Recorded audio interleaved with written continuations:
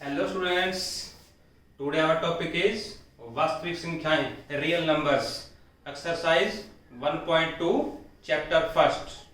हमने के last video में क्या किया था, एक्सरसाइज 1.2 के सारे क्वेश्चन कर लिए थे। क्वेश्चन नंबर जो फिफ्थ क्वेश्चन है उसको हमने छोड़ दिया था, तो आज हम फिफ्थ क्वेश्चन करेंगे। फिफ्थ क्वेश्चन को एक बार आप ध्यान से रीड कर लीजिए, वेरी इंपॉर्टेंट क्वेश्चन है। देखो ध्यान से, फिफ्थ क्वेश्चन में क्या है, जांच कीजिए कि क्या किसी प्राकृत संख्या n के लिए संख्या 6 की n अंक 0 पर समाप्त हो सकती है। ये क्या कह रहा है, ये कह रहा है कि 6 की n, एक बार यहां मत देखो, आप बोर्ड के ऊपर मत देखो, मैं जो समझा रहा हूं उसको देखो आप। ये क्या कह रहा है, ये कह रहा है कि n हमारे पास ये क्या है, कोई भी प्राकृत संख्या है। प्राकृत संख्या कौन सी होती है, 1 2 3 4 5 6, जितने पॉजिटिव नंबर्स है हमारे पास, जितनी धनात्मक संख्याएं हैं वो सारी सारी क्या होती हैं, प्राकृत संख्याएं होती हैं। तो हमारे पास ये कह रहा है कि n क्या कोई प्राकृत संख्या है, आप कुछ भी ले लीजिए, आप n की वैल्यू 1 ले लीजिए, 2 ले सकते हो, 3 ले सकते हो, 4 5 कुछ भी ले सकते हो प्राकृत संख्या। ठीक है, ये कह रहा है कि यहाँ n की कोई n हमारे पास क्या है, प्राकृत संख्या है। ये पूछ रहा है कि n की किसी भी वैल्यू के लिए क्या ऐसा संभव है कि इसका आंसर जो है, जो आएगा उसका जो अंतिम अंक है वो क्या होगा, 0। देखो ध्यान से क्या समझा रहा हूं मैं, n की वैल्यू पहले 1 पुट कर रहा हूं, तो 6 की 1 का मीनिंग क्या होगा 6, n वैल्यू 2 पुट कर रहा हूं, अगर देखो यहाँ पे इसकी पावर 2 आ गई तो 2 बार गुण होगा, ये 6 × 6 कितना हो गया, 36 हो गया। फिर मैंने n की वैल्यू क्या पुट कर दी, 3, यानी 6 को कितनी बार गुणा करेंगे, 3 बार गुणा करेंगे, तो 6 × 6 × 6 कितना आ गया, 216 आ गया। फिर n की वैल्यू 4 पुट करो, 6 × 6 × 6 कितना आएगा, यानी कुछ ही पुट करते रहो, यानी n हमारे पास ये प्राकृत संख्या है। तो आप जो मर्जी प्राकृत संख्या लो और फिर बताना है हमने क्या किसी भी प्राकृत संख्या के लिए क्या ऐसा पॉसिबल है, कैसा कि इसका जो अंतिम अंक है ना, ये क्या कभी 0 हो सकता है। क्या n की किसी भी वैल्यू के लिए 1 2 3 4 5 6 कुछ भी ले लीजिए आप, n की कुछ भी वैल्यू ले लीजिए, क्योंकि n एक प्राकृत संख्या है, तो 1 2 3 4 कितनी जो मर्जी वैल्यू ले लीजिए। ये पूछ रहा है कि क्या ऐसा पॉसिबल है, क्या है संभव है कि किसी वैल्यू के लिए जो आंसर आएगा क्या उसका अंतिम अंक 0 हो सकता है, ये पूछ रहा है। तो आप देख रहे हो कि जो मैंने यहाँ तक 4 तक आपको दिखाया है, आप खुद कर देखो इसको, 6 की 5 6 की 6 6 की 7, इसको सॉल्व करो, तो किसी भी जो मर्जी वैल्यू रख लो आप, n की वैल्यू जो मर्जी रखो आप, कभी भी जो आंसर जो आएगा उसका अंतिम 0 अंक जो है कभी भी 0 नहीं हो सकता।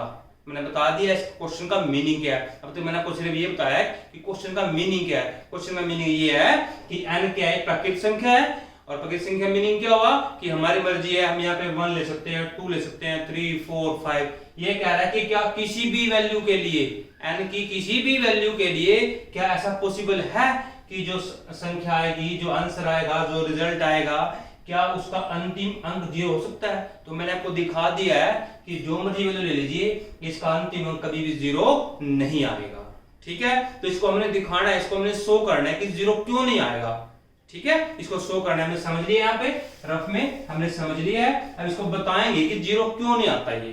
ठीक है, अब देखो ध्यान से, कोई भी संख्या है जो 0 पर समाप्त होती है, कोई भी संख्या है जो 0 पर क्या होती है, समाप्त होती है। देखो ध्यान से, जैसे 10 है, 210 है,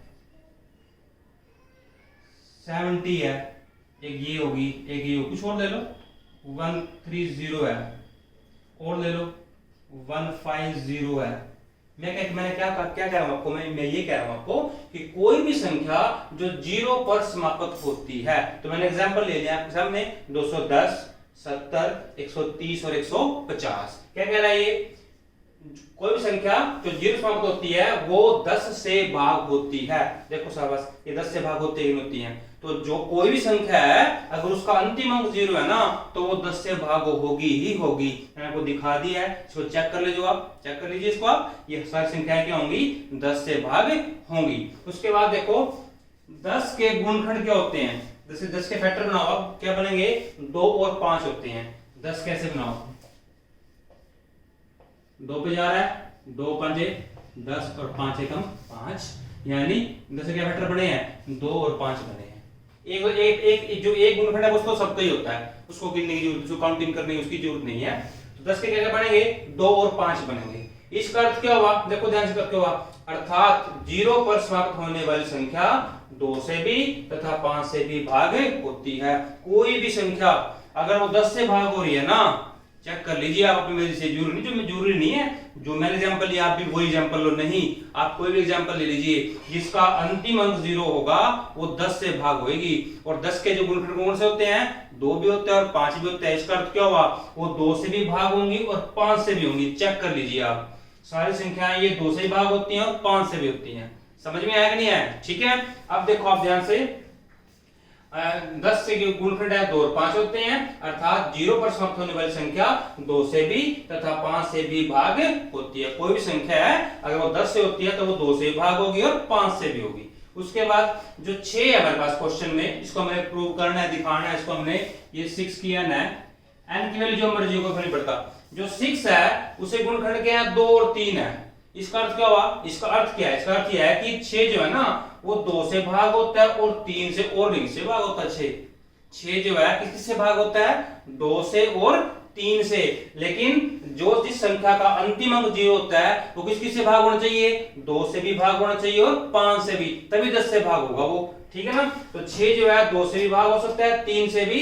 इसका 6 जो है ना 2 से तो भाग हो रहा है लेकिन 5 से भाग नहीं हो रहा है। क्योंकि 5 से भाग नहीं हो रहा है, 2 से तो हो रहा है लेकिन 5 से नहीं हो रहा है। इसका अर्थ क्या है कि 10 से भी भाग नहीं होगा। अगर 10 से भाग नहीं होगा इसका अर्थ क्या होगा, उसका अंतिम अंक 0 नहीं होगा। देखो ध्यान से, जो 6 है 2 और 3 के, ये 6 जो है 2 और 3 से भाग होता है, क्योंकि 6 है वो 2 से भी भाग होता है।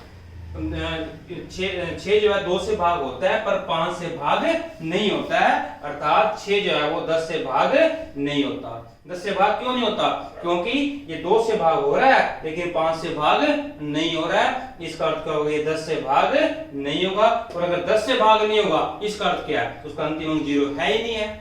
उसका अगर अंतिम अंक 0 होता वो 10 से भाग होता, लेकिन क्योंकि वो 10 से भाग नहीं हो रहा है, इसका अर्थ क्या हुआ कि उसका अंतिम अंक कभी भी 0 नहीं होगा। तो लिखना हमने, अर्थात इसलिए n के किसी भी मान के लिए जो 6 की n है उसका अंतिम अंक 0 नहीं होगा। Is it clear. तो इस क्वेश्चन में एक बार दोबारा रिपीट कर रहा हूं, ये वेरी इंपॉर्टेंट क्वेश्चन है। ये सिंपल क्वेश्चन है कि भाग कर दिया, गुणा कर दिया, समझने का क्वेश्चन, अंडरस्टैंडिंग क्वेश्चन है ये, ठीक है ना। इसके ऊपर दोबारा रिपीट कर रहा हूं मैं। हमारे पास क्या है, क्वेश्चन क्या है, क्वेश्चन ये है कि 6 की n है और n क्या एक प्राकृत संख्या है 1। अब हमारी मर्जी है n की वैल्यू 1 रखो, 2 रखो, 3 रखो, 4, 5 कुछ भी रखो आप n की वैल्यू। ये कह रहा है कि किसी भी वैल्यू के लिए क्या ऐसा पॉसिबल है कि जो इसका अंतिम अंक होगा वो 0 हो सकता है। किसी भी n के लिए, किसी भी n की किसी वैल्यू के लिए क्या ऐसा पॉसिबल है कि अंतिम अंक 0 होगा, ठीक है। तो हमने चेक करके देखा, हमने n की वैल्यू 1 पुट की, हमने n की वैल्यू 2 पुट की, सोल्व किया, n की वैल्यू 3 पुट की, फिर सोल्व किया। हमने चेक किया किसी का भी अंतिम अंक 0 नहीं आ रहा है, ठीक है ना। तो ये तो क्लियर हो गया है, ये तो यहां से क्लियर होगा एग्जांपल से ही कि इसका कभी भी अंतिम अंक क्या 0 नहीं आएगा। अब इसको हमने शो करना है, दिखाना है, दर्शाना है इसको। तो कैसे दिखाएंगे इसको, ऐसे लिखेंगे इसको हम, कैसे लिखेंगे कि कोई भी संख्या है जो 0 पर समाप्त होती है, एग्जांपल दिए मैंने आपको, वो किससे भाग होती है, 10 से भाग होती है। और 10 के कौन से गुणनखंड होते हैं, 2 और 5 होते हैं।